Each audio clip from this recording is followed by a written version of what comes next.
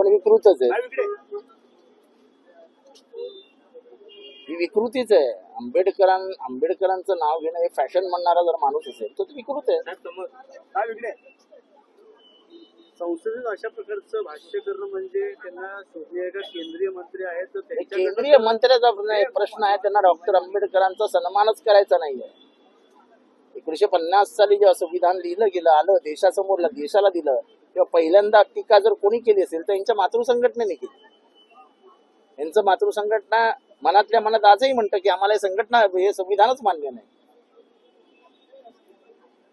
तर एकीकडे म्हणाल की राहुल गांधी देखील आता परभणीमध्ये येतात, मात्र कुठेतरी ईव्हीएम कुठेतरी तुम्हाला विरोध होता आणि आमचा ईव्हीएम विरोध आहे, राहील आणि करत राहू. आणि मी काय हरलेलो नाही, मी 97,000 मतांनी जिंकलोय. आमच्या 2-3 चुका झाल्या नाही ते 1,25,000नेच घरी पाठवलं असतं.